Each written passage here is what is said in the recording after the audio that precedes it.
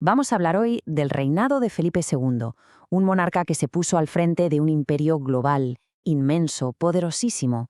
Pero como vamos a ver, esa época dorada escondía unas contradicciones brutales, casi como un gigante con pies de barro, que acabarían marcando el futuro para siempre.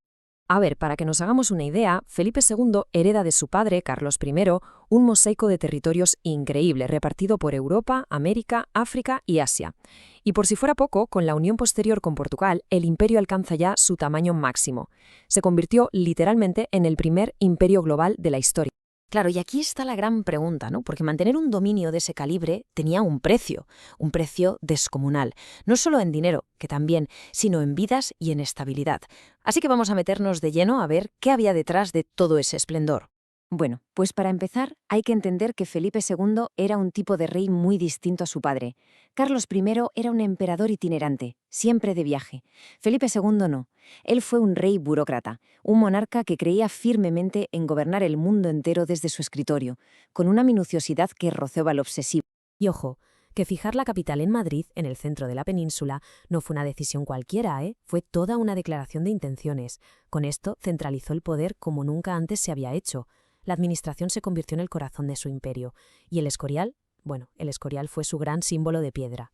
Vale, y aquí llegamos al meollo de la cuestión. Para entender a Felipe II hay que tener claro que absolutamente toda su política, tanto la de dentro como la de fuera, se apoyaba en dos pilares fundamentales. Son la clave para descifrar su reinado. Vamos a verlos uno por uno. El primero de esos pilares era sagrado, vamos, innegociable, la defensa del catolicismo a capa y espada. Pensemos que Europa estaba rota por la Reforma protestante y Felipe se veía a sí mismo como el gran campeón de la fe católica y desde luego no iba a dudar en usar todo el poder del Estado para imponerla. ¿Y cómo lo hizo? Pues desplegando un auténtico arsenal de medidas de control. La Inquisición se convirtió en una herramienta política potentísima.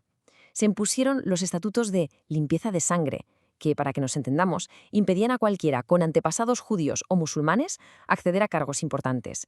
Y además se aisló culturalmente al país para que no entraran ideas consideradas heréticas. Y claro, esta política tan represiva tuvo consecuencias muy violentas. La persecución contra los moriscos de Granada, a los que se les llegó a prohibir su lengua y sus costumbres, provocó una rebelión brutal que duró 3 años y que terminó con miles de ellos deportados y dispersados por Castilla. Venga, vamos con el segundo pilar. Si por dentro la obsesión era la fe, por fuera era, sin ninguna duda, el poder. El objetivo era clarísimo, mantener la hegemonía de la monarquía hispánica en Europa. Y eso, en aquella época, solo significaba una cosa: guerra constante. Es que el reinado de Felipe II fue básicamente una guerra detrás de otra sin descanso. Conflictos contra Francia, contra el Imperio Otomano, contra la Inglaterra protestante y sobre todo el que fue su gran quebradero de cabeza, la interminable y costosísima rebelión de Flandes. Pero ojo, que en medio de tanto conflicto también hubo momentos de una gloria espectacular.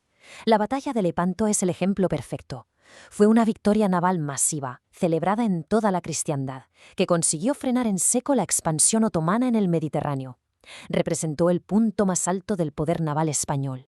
Pero así como hubo momentos de gloria, también hubo desastres, pero desastres de los que hacen historia. El más famoso, sin duda, el intento de invasión de Inglaterra con la que se llamó la Armada Invencible, que terminó en un fracaso estrepitoso. Y esto nos enseña muy bien los altibajos de un imperio que luchaba en demasiados frentes a la vez. Y es justo aquí donde los dos pilares, la fe y la hegemonía, se dan de bruces con la cruda realidad.